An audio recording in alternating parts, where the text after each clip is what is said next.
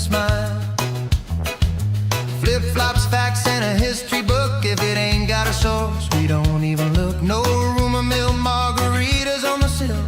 If it's made up, it don't dock in Realville.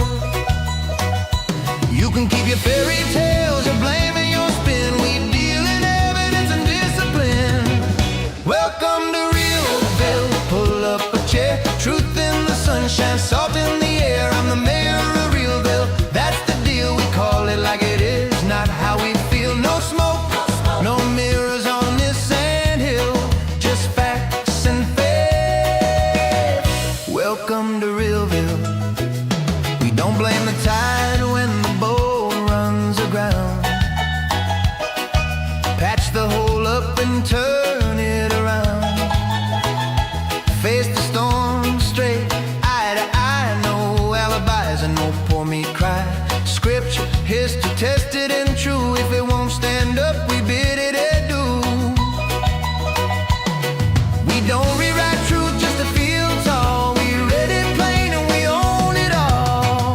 Welcome to Realville. Come on inside. Facts are the current, truth is the tide. I'm the mayor of Realville. Sign the bill. You wanna grow strong, you gotta get real. No fantasy beachfront, no sugar pill thrill. Honest living here in Realville. Welcome to Realville. Some folks drift on a dreamer's breeze, blaming everybody but me. But joy don't grow in a make-believe field. It rises up when the truth's revealed. So take up residence, plant your will, build your house on bedrock still. Welcome to Realville. Raise them high to living in truth under tropical skies. I'm the mayor of Realville, and I will keep the gates open. Come get your fill. If you want joy that's deep and still, pack your bags and move to Realville. Get real, hey. Stay real, hey. See you in Realville. Get real, hey. Stay real, hey. See you in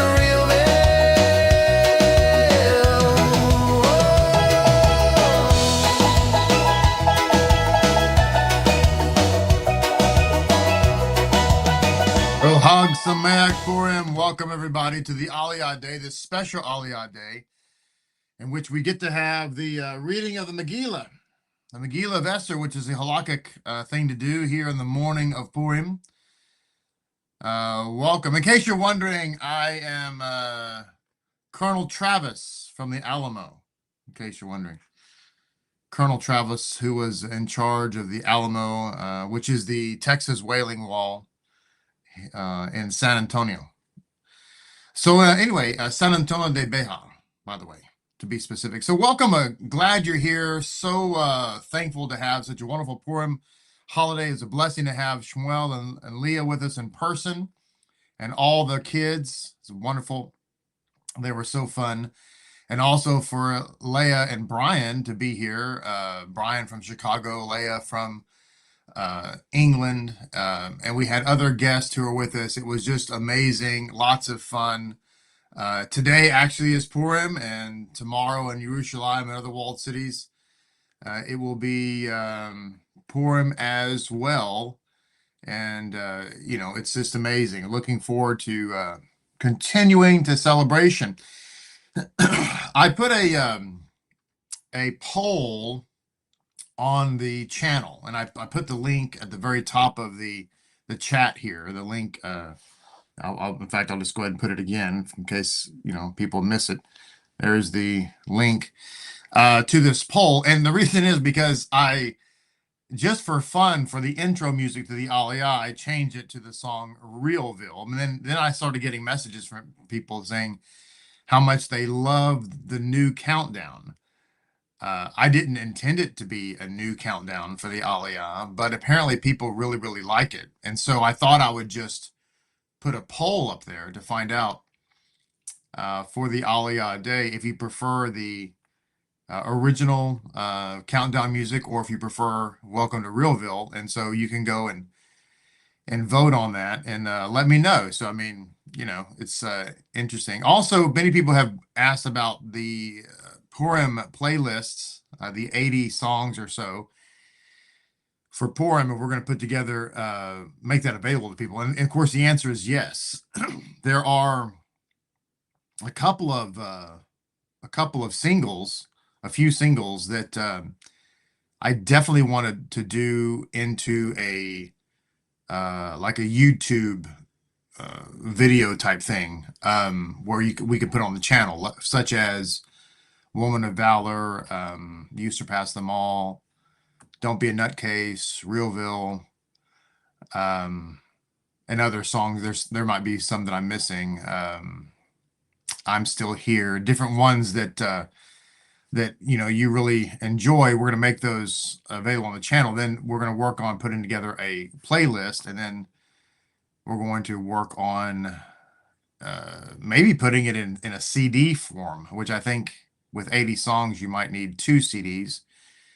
But for those who have CD players and want to use it on CD, so we're going to work on that. And it may take us a minute to get there, but I think that, by the way, between the two events, we pretty much were able to listen to all the songs. There might have been 1 or 2 that got left, but quite frankly, I don't know what those might have been. But, and by the way, wasn't the Disney song great? It's Purim, I just had a great time with that one. The kids, I think, liked it too. So I'm not done making music. So people were telling me after the fact or during the fact that now I'm going to have to make music for all the festivals. And yeah, so we'll be working on that and seeing what HaShem helps us to do for making music. But I think I said yesterday that the music making was becoming somewhat addictive. Actually, the Rebbe will tell you, I was waking up in the middle of the night with song ideas and making notes and stuff. So it was kind of I'm getting better anyway. So welcome again. Let's say good morning to everybody before we get into our reading. Be sure and go to the poll, you guys. Let me know. Take the poll. Let me know. By the way, all the readers did great. Every single reader yesterday, last night, did great. Everybody playing their part, doing their best. It was fantastic. Good morning, Elisheva. Good morning, Yonina, who's formerly from Georgia. Hello to you, Yochanan and Tirza, Boker Tov. Good morning, Yitro and Hepzibah. Good morning, Kim and Chadwick. Good morning to you, Jacqueline and Heather, Boker Tov. Good morning, Brenda and Kayla and Rob. Rachel, Boker Tov to you. Good morning to you, Nellie Grace, Chris and Crystal. Good morning. Good morning, Marcus, Boker Tov. Good morning, Shmuel. You guys be safe on the road. Loved seeing you. Loved being with you. Hate that you have to go back, but there it is. Good morning, Donna and Sarah and Shane, Boker Tov. Great costumes, guys. Shane with his Italian and Sarah with her Spanish lady outfit. It was really great. Good morning, Denise. Good morning, Owen. Good morning. Did I say good morning, Salmon? Good morning, Salmon. Good morning, Micaiah. You guys look great too. David with his sombrero. Good morning to, let's see, Joe, Boker Tov to you. Good morning, Shoshana Brenner. Hope you and Zake and Yigal doing great. Good morning, Keturah and Zake and Rayford. There is Leah. Hag Sameach to you, Leah. Thanks for being here. Kathy, Boker Tov. Let's see, who else do we have? Levi, good morning. Jatwisi, Matwa, Latu. Zake and Rayford, there he is. Boker Tov to you, sir. Did I say good morning, Brenda? Good morning, Brenda. Jatwata, Mato, Jata. All right, who else do we have? Jero, good morning to you. There's the rabbit scene. Running butterfly. Oh. Need to learn some other Indian words besides how. How do I learn Indian? Hello to you. Good morning, everybody. Okay, I think good morning, Obi-Wan. I think that's everybody. Hope I didn't. Good morning, Isaac.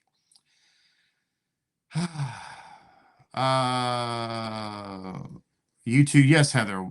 Do the playlist on YouTube as well. Yes, we will do that for sure. Good morning, Amana.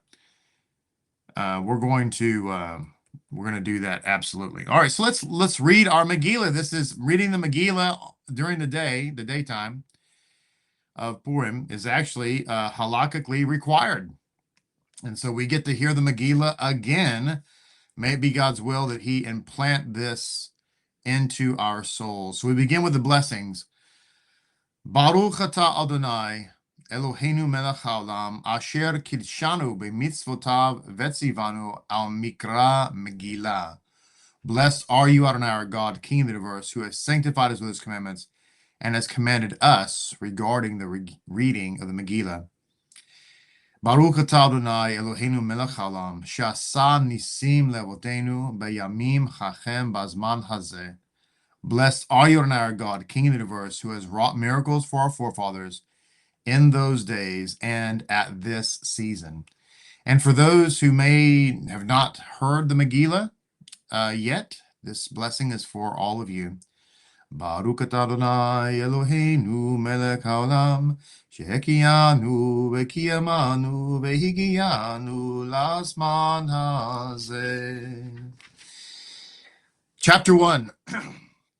And it came to pass in the days of Ahasuerus, who reigned from Hodu to Cush over 127 provinces, that in those days when King Ahasuerus sat on his royal throne, which was in the Shushan, the capital, in the 3rd year of his reign, he made a feast for all his officials and his servants, the armies of Persia and Media, the nobles of the officials, and the provinces being present, when he displayed the riches of his glorious kingdom and the splendor of his excellent majesty for many days, 180 days. And when these days were fulfilled, the king made a week-long feast for all the people who were present in Shushan the capital, great and small alike, and the court of the garden of the king's palace. There were hangings of white, fine cotton, and blue wool, held with cords of fine linen and purple wool, upon silver rods and marble pillars. The couches of gold and silver were on a pavement of green and white, and shell and onyx marble. The drinks were served in golden goblets, no two goblets alike, and royal wine in abundance according to the bounty of the king.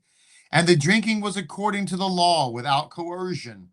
For so the king had ordered all the officers of his house, that they should do according to every man's pleasure. Vashti the queen also made a feast for the women in the royal house of King Ahasuerus. On the 7th day, when the heart of the king was merry with wine, he ordered Memuman, Bizeth, Harbona, Bigtha, and Abagtha, Zethar, and Carcass, the 7 chamberlains who attended King Ahasuerus, to bring Vashti the queen before the king, wearing the royal crown, to show off to the people and the officials her beauty, for she was beautiful to look upon. But Queen Vashti refused to come at the king's commandment, conveyed by the chamberlains. The king therefore became very incensed, and his anger burned in him. Then the king conferred with the experts who knew the times, for such was the king's procedure, to turn to all who knew law and judgment.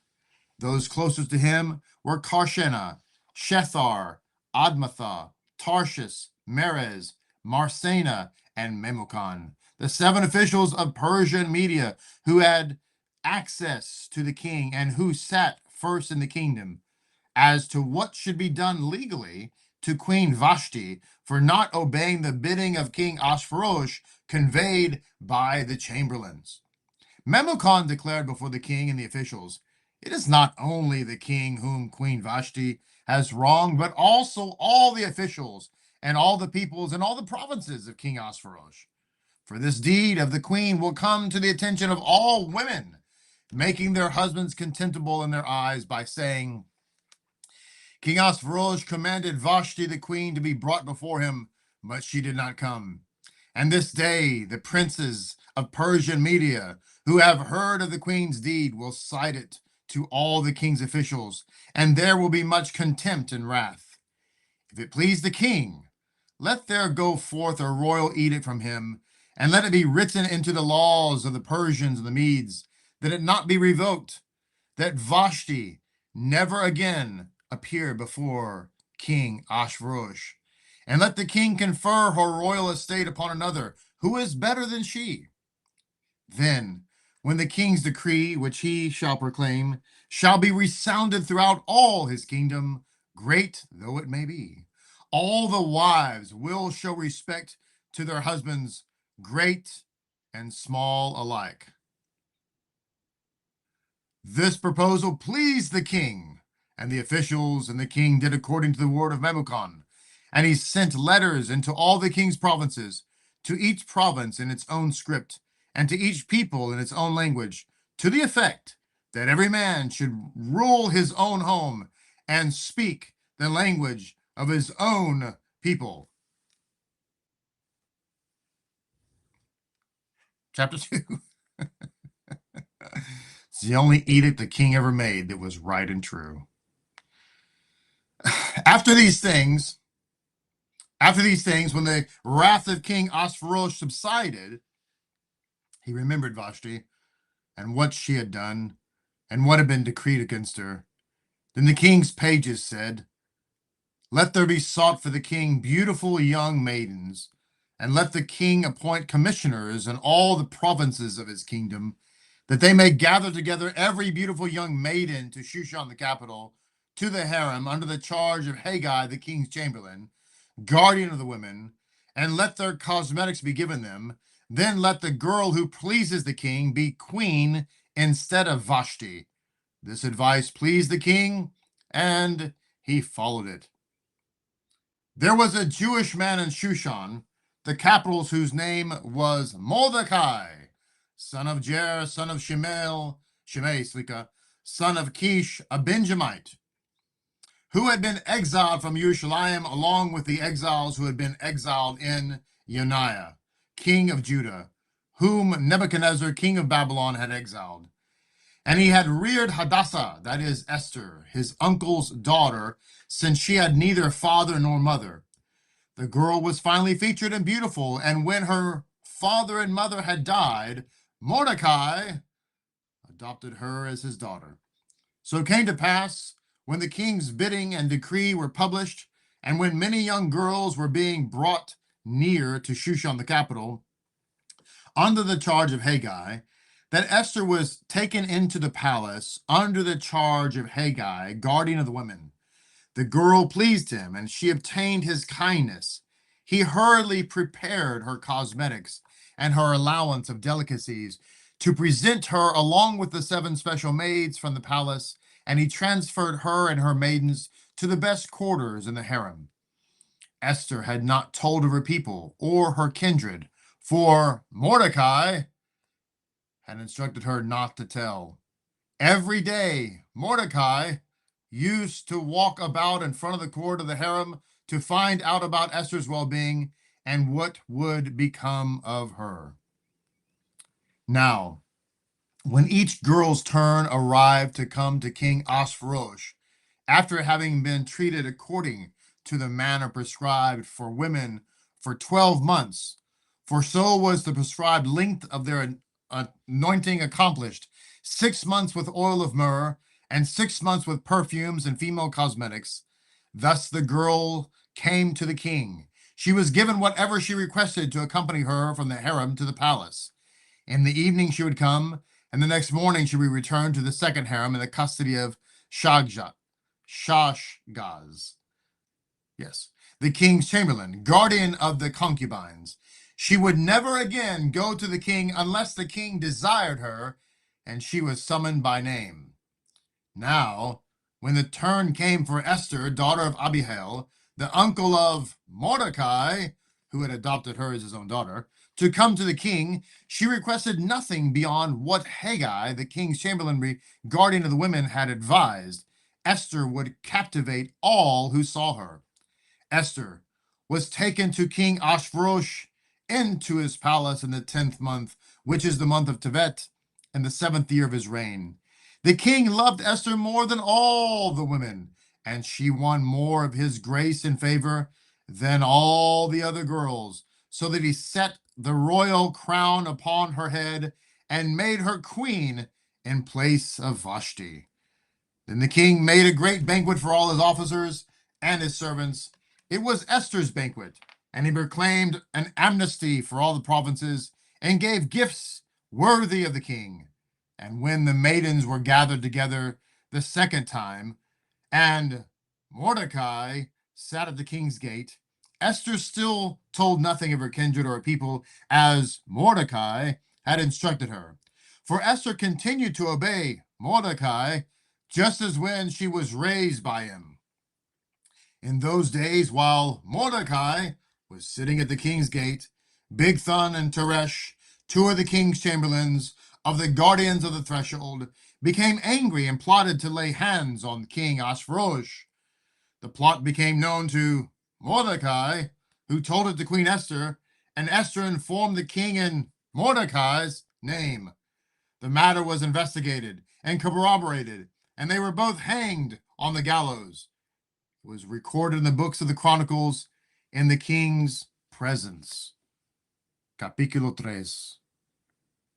After these things, King Ahasuerus promoted Haman, the son of Amminadab the Agagite, and advanced him.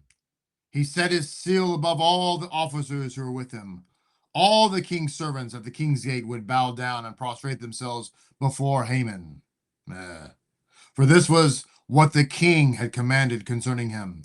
But Mordecai would not bow down nor prostrate himself.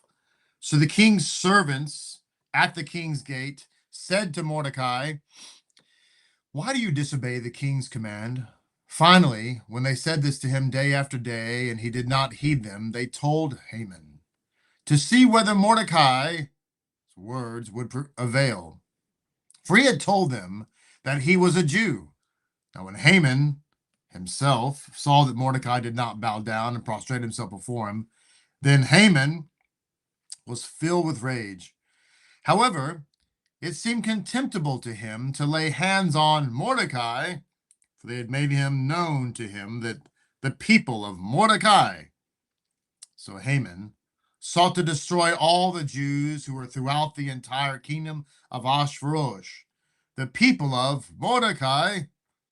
In the first month, which is the month of Nisan, in the 12th year of King Ahasuerus, pure, that is the lot, was cast in the presence of Haman from day to day and from month to month to the 12th month, which is the month of Adar.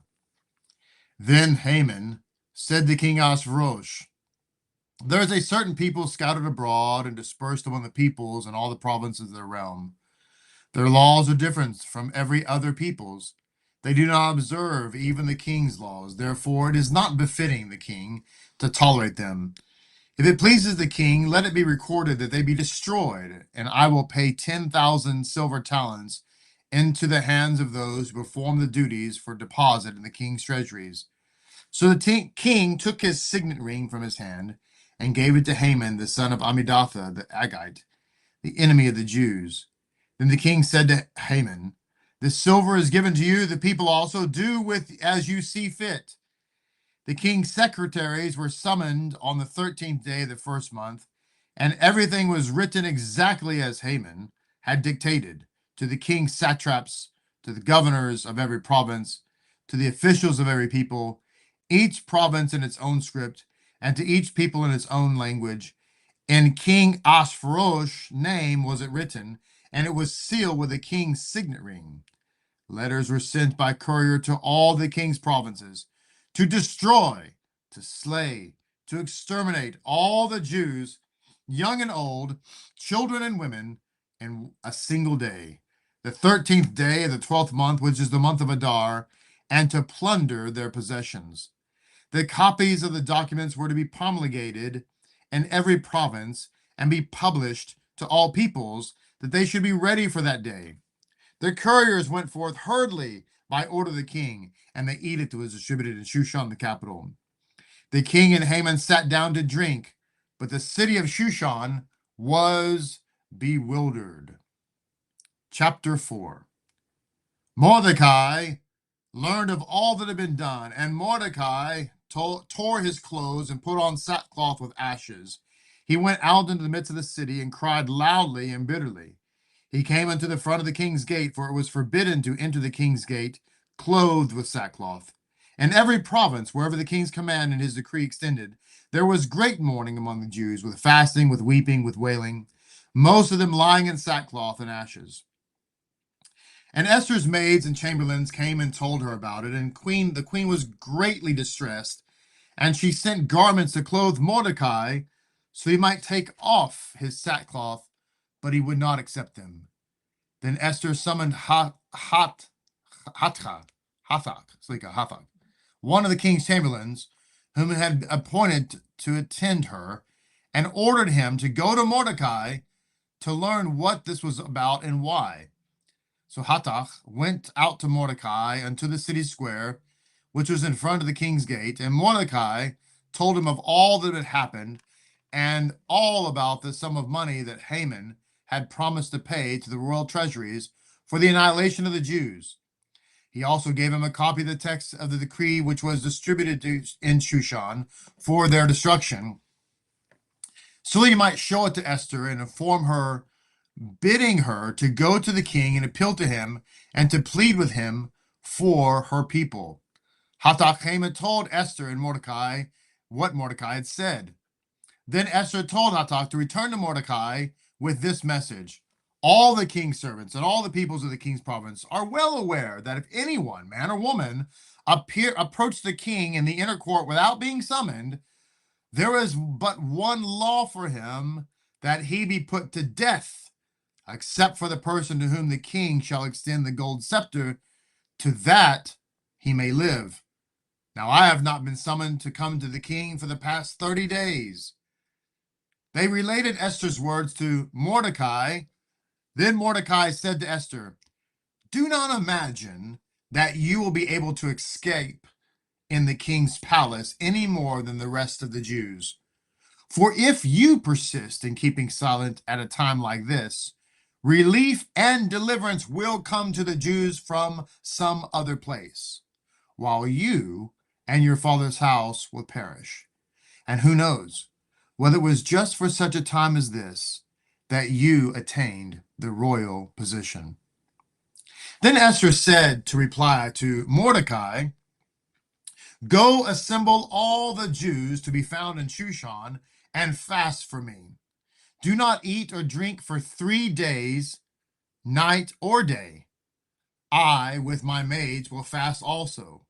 Then I will go to the king, though it is unlawful, and if I perish, I perish.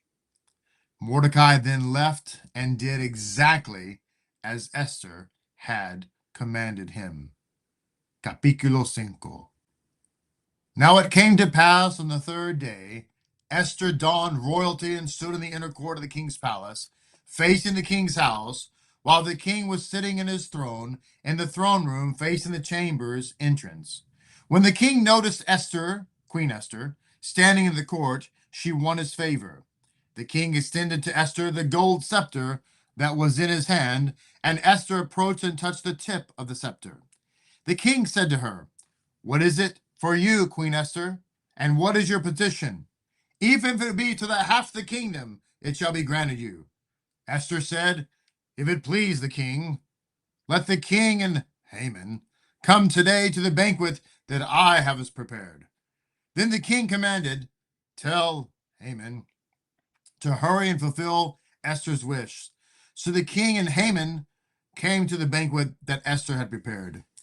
The king said to Esther during the wine feast, what is your request? It shall be granted to you. And what is your petition? Even if it be to half the kingdom, it shall be fulfilled.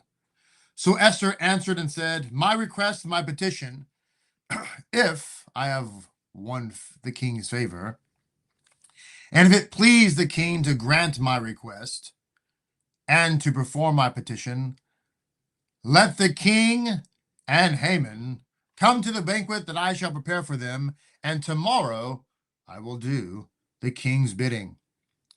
That day Haman went out joyfully and exuberant, but when Haman noticed Mordecai in the king's gate, and that that he neither stood up nor stirred before him, Haman was infuriated with Mordecai.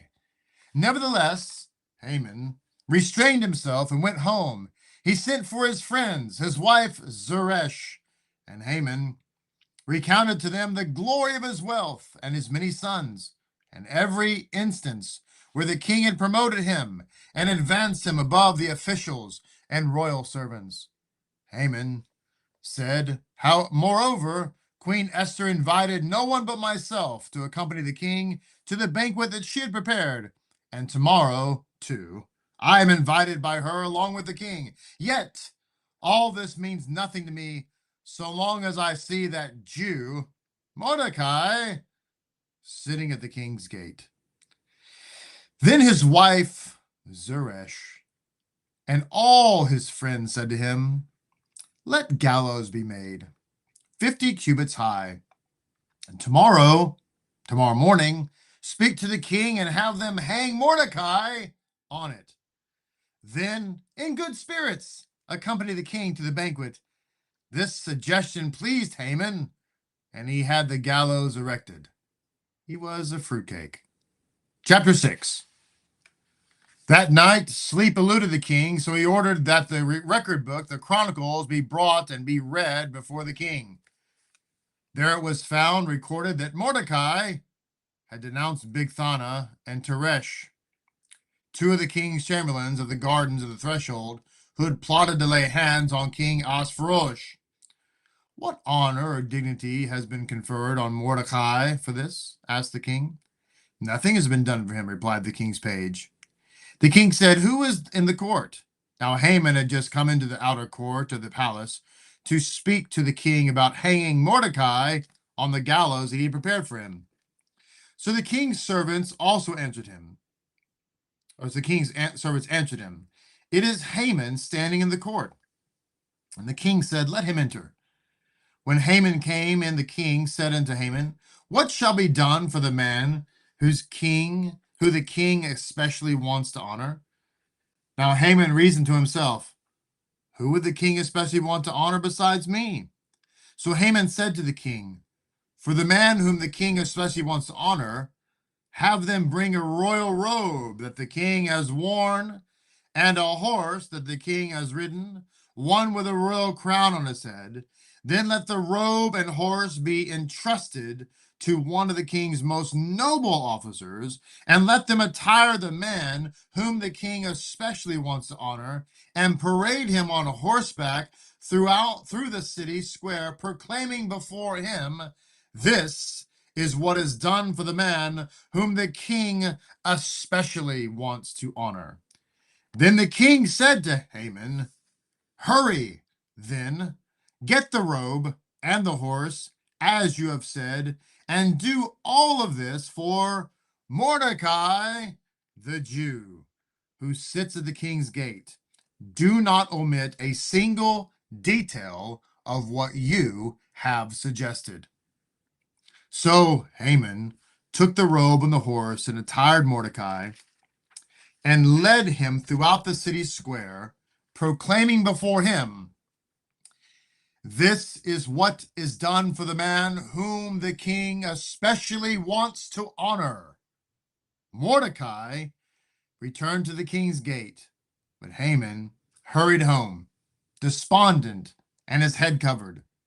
Haman told his wife Zeresh and all his friends everything that happened to him, and his advisors and his wife Zeresh said to him, if Mordecai, before whom you have begun to fall, is of Jewish descent, you will not prevail against him, but will undoubtedly fall before him. That would have been nice for you to say that yesterday, honey. But anyway, while they were all still talking with him, the king's chamberlains arrived, and they hurried to bring Haman to the banquet, which Esther arranged. Chapter 7. So the king and Haman came to feast with Queen Esther. The king asked Esther again on the second day of the wine feast, what is your request, Queen Esther? It shall be granted you, And what is your petition? Even if it be up to half the kingdom, it shall be fulfilled. So Queen Esther answered and said, if I have won your majesty's favor, and if it pleases the king, let my life be granted to me as my request, and my people as my petition. For we have been sold, I and my people, to be destroyed, slain, exterminated. Had we been sold as slaves and servant girls, I would have kept quiet, for the adversary is not worthy of the king's damage. Thereupon King Ahasuerus exclaimed and said to Queen Esther, who is it?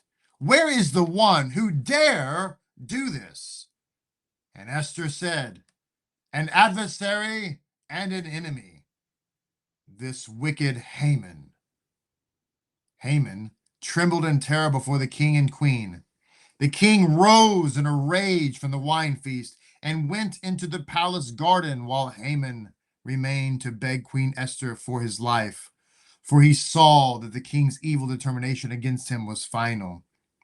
When the king returned from the palace garden to the banquet room, Haman was prostrated on the couch upon which Esther was. So the king exclaimed, would you actually assault the queen while I am in the house? As soon as the king uttered this, they covered Haman's face. Then Harbonah, one of the chamberlains in attendance of the king, said, furthermore, the 50-cubit gallows which Haman made for Mordecai, who spoke good for the king, is standing in Haman's house. And the king said, hang him on it. So they hanged Haman on the gallows which he had prepared for Mordecai, and the king's anger abated. Chapter 8.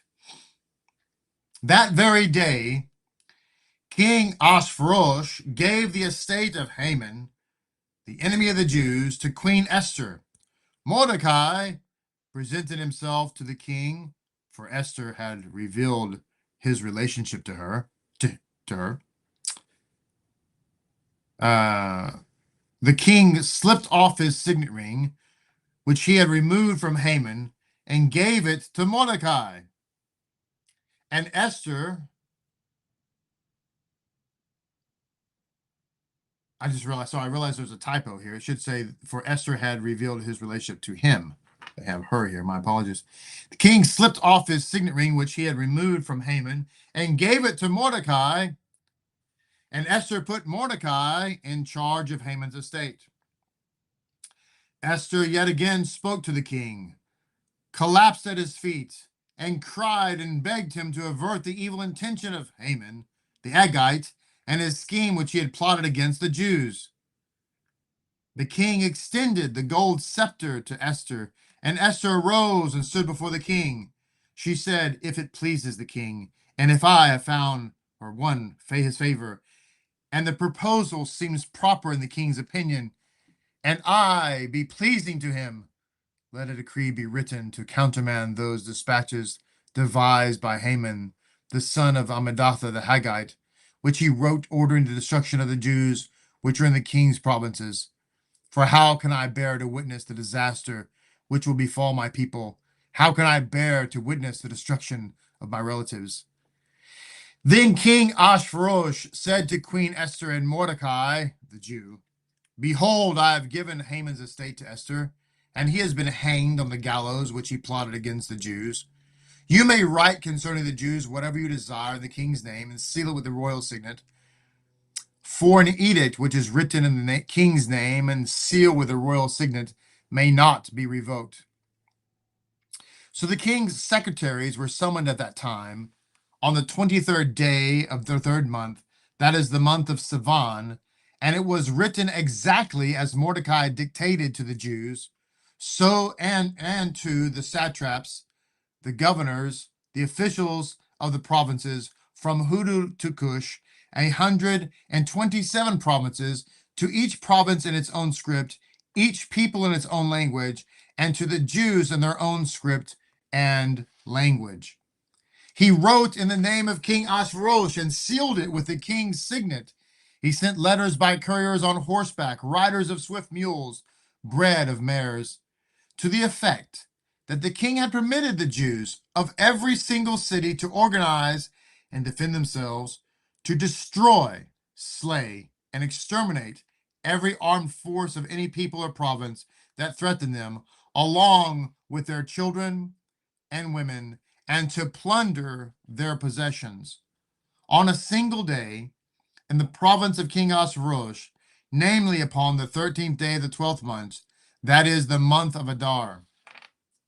The contents of the documents were to be promulgated in every province and be published to all the peoples, so that the Jews should be ready on that day to avenge themselves on their enemies. The couriers, riders of swift mules, went forth in urgent haste by order of the king, and the edict was distributed in Shushan, the capital. Mordecai left the king's presence, clad in royal apparel of turquoise and white, with a large gold crown on and a robe of fine linen and purple. Then the king of Shushan was cheerful and glad. The Jews had light and gladness and joy and honor. Notice that we say that every Havdalah, so we bring Purim into every Havdalah. Likewise, in every province and in every city, wherever the king's command and its decrees reached, the Jews in gladness had gladness and joy, feast and holiday. Moreover, many from among the peoples of the land professed themselves Jews, and for the fear of the Jews had fallen upon them. Chapter 9. And so on the 13th day of the 12th month, which is the month of Adar, when the king's command and edicts were about to be enforced, on the very day that the enemies of the Jews expected to gain the upper hand over them, and it was turned about, the Jews gained the upper hand over their adversaries. The Jews organized themselves in their cities throughout the provinces of King Ahasuerus to attack those who sought their hurt, and no one stood in their way, for the fear of them had fallen upon all the peoples. Moreover, all the provincial officials, satraps and governors, and those that conduct the king's affairs, deferred to the Jews because of the fear of Mordecai had fallen upon them. For Mordecai was now prominent in the royal palace, and his fame was spreading throughout the provinces. For the man Mordecai grew increasingly great, and the Jews struck all their enemies with the sword, slaughtering and annihilating. They treated their enemies as they pleased in the Shushan capital. The Jews slew and annihilated 500 men, including Parshdatha, Dathan, Asa, Portha, Adila, Aridatha, Parshia, Arisia, Aridal, Vaisthath, sons of Haman, the sons of Amidas, the Jews' enemy. But they did not lay their hands on the spoils. That same day, the number of those killed in Shushan, the capital, was reported to the king. The king said to Queen Esther in Shushan, the capital, "The Jews have slain and annihilated 500 men, as well as the 10 sons of Haman. What must they have done in the rest of the king's provinces? What is your request now? It shall be granted you. What is your petition further? It shall be fulfilled." Esther replied, "If it please his majesty, allow the Jews who are in Shushan to act tomorrow as they did today, and let Haman's 10 sons be hanged on the gallows." The king ordered that this be done. A decree was distributed in Shushan, and they hanged Haman's 10 sons. The Jews that were in Shushan assembled again on the 14th day of the month of Adar, and slew 300 men in Shushan, but they did not lay their hands on the spoils. The rest of the Jews throughout the king's provinces organized and defended themselves, gaining relief from their foes, slaying 75,000 of the enemy, but they did not lay their hands on the spoils.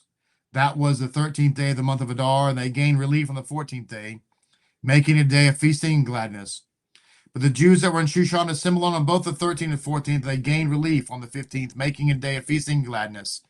This is why the Jewish villagers who live in unwalled towns celebrate the 14th day of the month of Adar as an occasion of gladness and feasting, for holiday making and for sending delicacies to one another.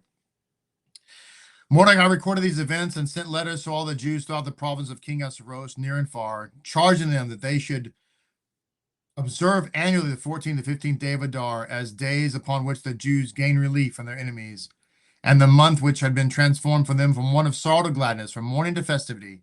They were to observe them as days of feasting and gladness, and for the sending of delicacies to one another, and gifts to the poor. Then the Jews undertook to continue the practice they had begun, just as Mordecai prescribed to them. For Haman, the son of Ammedatha the Haggite, enemy of the Jews, had plotted and destroyed the Jews and cast a pur, that is a lot, to terrify and destroy them. But when she appeared before the king, he commanded by means of letters that the wicked scheme which Haman had devised against the Jews should be recoiled on his own head. And they hanged him and his sons on the gallows. That is why they call these days Purim, from the word pur. Therefore, because of all that was written in this letter, and because of what they had experienced and what had happened to them, the Jews confirmed and undertook upon themselves and their posterity, upon whom all who might join them, to observe these 2 days without fail in the manner prescribed and at the proper time each year. Consequently, these days should be remembered and celebrated by every single generation, family, province, city. These days of Purim should never cease among the Jews, nor should their remembrance perish from their descendants. Then Queen Esther, daughter of Abihail, and Mordecai, the Jew, wrote with full authority to ratify the second letter of Purim.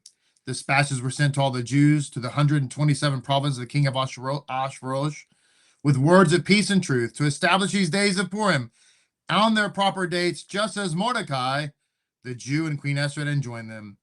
And they undertook upon themselves, their posterity, the matter of this feast and their lamentations. Esther's ordinance validated these regulations of Purim, and it was recorded in the book. Chapter 10.